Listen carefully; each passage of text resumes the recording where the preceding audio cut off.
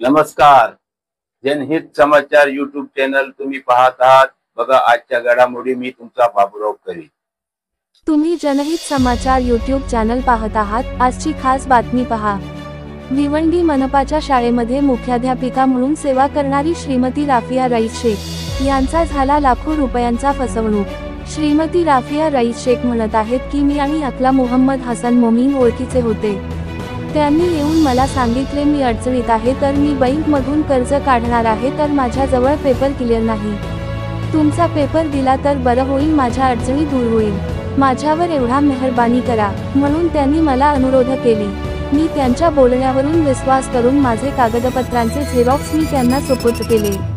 त्यांनी लाखो रुपयांचा फ्रॉड माझ्या कागदाच्या आधारावरच केला. माझा फसवणूक असा मला समजल्यानंतर लगेच मी ॲडव्होकेट सोनवणे यांच्याशी संपर्क केली. श्रीमती राफिया रईस शेख आणि ॲडव्होकेट सोनवणे जनहित समाचारच्या प्रतिनिधीशी आता बघा काय म्हणतात, ऐका. जनतेच्या समस्यांचा आवाज प्रशासनापर्यंत पोहोचवण्यासाठी जनहित समाचार यूट्यूब चॅनल सबस्क्राईब करा आणि लाईक करा. जर तुम्हाला व्हिडिओ आवडला तर तो तुमच्या मित्रांसोबत शेअर करा. आमच्या चैनल वीडियो पाहिल्याबद्दल धन्यवाद. अकेला कोई बोली कि ये ऐसा ऐसा तूने फ्रॉड करी है, बोले नहीं अभी नहीं कटेगा, अभी नहीं कटेगा, मैं भाग दौड़ कर रही हूँ, अभी ये महीने से नहीं कटेगा. फिर वो महीना कटा, फिर बोले अगले महीने से. ऐसा उसने बहुत सारा टाइम पास करी. ठीक है, अभी टाइम पास हो गया है. तो लास्ट में ये सब तो आपके साथ मुसीबत आने के बाद आप किससे संपर्क किए? फिर मैंने वकील साहब से मिली, रुपेश उन्होंने थे, और उनको जो भी हकीकत है ना वो पूरी बताई. मैंने उसको लोन दी ये भी बताई, और जो उसने करी वो भी बताई. अच्छा, तो वकील साहब, ये जो मैडम आपके पास पहले पहले आया तो क्या मतलब क्या तकलीफ क्या उनके बारे में क्या समझे आप? मॅडम जेव्हा माझ्याकडे आल्या तेव्हा प्रथम मॅडमला विचारलं मी, म्हणजे पूर्ण माहिती घेतली का आपण कधी त्यांना लोन दिलं होतं का काढून. मॅडमनी युनियन बँकेत मधनं एक 10 लाखाचं लोन त्यांना एक मदत म्हणून त्यांना प्रत्यक्षपणे काढून दिलं होतं. त्याच्यानंतर मॅडमचे जे डॉक्युमेंट होते तिने डबल झेरॉक्स मारून डॉक्युमेंट आपल्याकडे ठेवले होते, आणि त्या डॉक्युमेंटचा फायदा उचलून तिने कोरोनाच्या प्रादुर्भावामध्ये तो बँकेला मॅनेज करून, परत शिक्षण मंडळाला मॅनेज करून, शिक्षण मंडळाकडून त्यांनी डुप्लिकेट एनओसी घेऊन तिने लोन काढलेलं आहे. पीडीसी बँकेमधलं 15 लाखाचं लोन काढलं होतं. पीडीसी बँकेच्या जेव्हा नोटीस यायला लागल्या तेव्हा मॅडमला माहित पडलं, तर म्हटलं आपल्याकडून लोन काढलं गेलेलं आहे. त्याच्यामुळे मॅडमनी इन्क्वायरी केली, आणि मग आम्ही पीडीसी बँकेला नोटीस वगैरे पाठवले का आम्ही असं कुठल्याही प्रकारचं लोन वगैरे घेतलेलंच नाहीये. मग नंतर आम्हाला परत दुसरी एक अंबरनाथ वरून एक नोटीस आली, अंबरनाथच्या बँकेमधनं एक पुन्हा नोटीस आली आम्हाला. तर त्याच्यावरून आम्हाला असं समजलं काय हा फ्रॉड खूप मोठा आहे, म्हणून आम्ही तिथे पण चौकशी केली. तिथे चौकशी केली असता तिथे पण आमच्या नावाचं 17 लाख रुपयाचं लोन होतं, आणि ते 17 लाखाचं लोन जे होतं ते आम्ही कुठल्याही वस्तू तारण वगैरे ठेवून असं मॉर्गेज करून असं लोन काढलं नव्हतं. तिथे पण आमची फसवणूक केली होती या व्यक्तीने, जी अकिला मोमीन आणि जी हुमा नासिककर. हुमा नासिकरला पण तिने हाताखाली घेतलेलं आहे. हुमा नासिकरला तिने विटनेस केलेला आहे. अशा हुमा नासिककर सारख्या अशा अनेक महिलांना तिने बलीचं बकरं बनवलेलं आहे.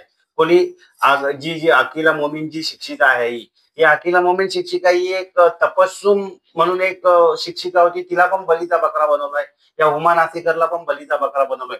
मग यांच्यामध्ये साठलोट आहे की काय यांच्यामध्ये देवाणघेवाण होते हे त्यांनाच माहिती आहे. परंतु मग आम्ही काय केलं, याच्यावरती पोलीस स्टेशनला वगैरे अर्ज दिलं. मग पोलिसांनी सखोल चौकशी करून एक प्रथम FR एक टीडीसी बँकेचा तो एफ आर नंबर आहे 927. हा FR 30/8/2024 ला दाखल झाला आहे. आणि मग त्याच्यामध्ये 420 आणि 406 आणि 437 आणि 34 अंतर्गत त्यांच्यावरती गुन्हा कलम लावले गेलेले आहेत, आणि त्या अनुषंगाने त्यांच्यावरती कारवाई केलेली आहे. त्यांना तिथे बेल भेटली. परत दुसरा त्यांनी एक दुसरा एक फयूम अन्सारी म्हणून आहेत, त्यांनी एक FR दाखल, फयूम अन्सारी त्यांनी एक FR केला, तो 420 अंतर्गत. त्यांना पण असाच इनी लोनच्या संदर्भात गडा लावला होता. परत मग हे 2 FR 420च्या अंतर्गत, परत दुसरा आम्ही तिसरा FR पण आम्ही 420च्या अंतर्गत दाखल केला 2/8/2025 ला, त्याची सखोल चौकशी करून. मग त्याच्यामध्ये आम्हाला असं निष्पन्न झालं का हिनी खूप मोठा फ्रॉड केलेला आहे. हिनी लाखो आणि कमीत कमी माझ्या माहितीनुसार एक 6 का 7 करोडचा हा भ्रष्टाचार केलेला आहे तिने. हिने एवढे पैसे कोणासाठी काढलेले आहेत, कुठे युज केलेले आहेत, ह्याची पण ती पोलिसांना परिपूर्ण माहिती देत नाहीये. आणि दुसरी गोष्ट, जेव्हा लोन काढतात तेव्हा महानगरपालिकेकडून, महानगरपालिकेच्या दप्तरी एक टीचर म्हणून काम करतात, महानगरपालिकेच्या शिक्षण मंडळाकडून यांना एनओसी कशी प्राप्त होते?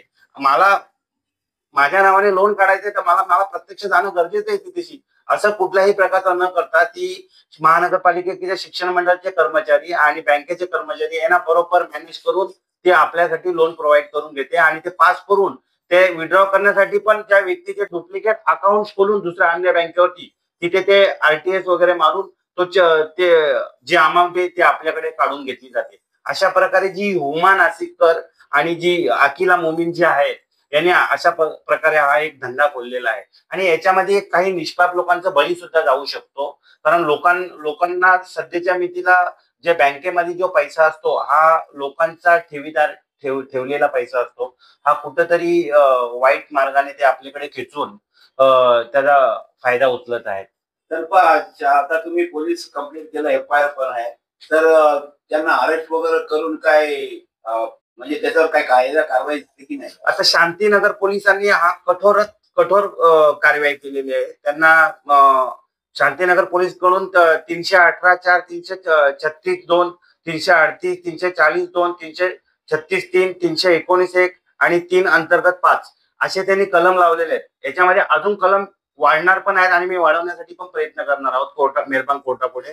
कोर्टाने आज पण त्यांना पीसी मध्ये ठेवलेले आहे. कारण बँकेचे कर्मचारी, परत महानगरपालिकेचे कर्मचारी ज्यांनी त्यांना मदत केलेली आहे एनओसी देण्यासाठी वगैरे, बँकेचे कर्मचारी आणि जी व्यक्ती आम्ही त्याच्यात रजिस्टर मारायला गेलेलाच नाहीये, त्या व्यक्तीचा जो फोटो त्याच्यामध्ये जो दाखवलेला आहे, छायांकित फोटो दाखवलेले, तो फोटो कोणाचा आहे हे पण निष्पन्न झाले आणि त्या आरोपी फरार आहे. पोलीस त्यांना पण शोधतात.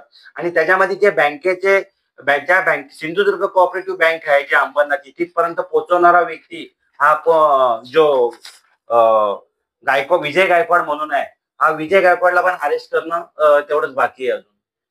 दादा, तुम्हाला काय अपेक्षा काय आता इथपर्यंत केसेस आलाय, केसेसचा स्टेटस काय?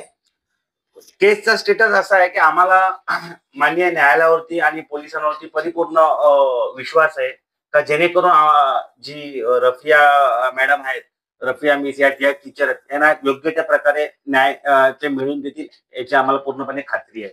थैंक यू, तुम्हें आमसे तेनी समझकर बोलने बदल। मैडम, लास्ट में आपसे पूछना चाहता हूँ, आप अभी क्या चाहती है? मैं ये चाहती हूँ कि इंसाफ मिले। आजच्या बातम्या समाप्त होत्या. उद्या परत भेटूया नवीन खबर घेऊन. आमच्या चॅनलला पहिल्यांदा बघत असतील तर सबस्क्राईब आणि लाईक करा. व्हिडिओ कसा वाटला त्यावर कमेंट जरूर करा आणि व्हिडिओ चांगला वाटला तर मित्रांबरोबर शेअर करा. आमच्या चॅनलचे व्हिडिओ तुम्ही पूर्ण बघितल्याबद्दल धन्यवाद. जय हिंद, जय महाराष्ट्र.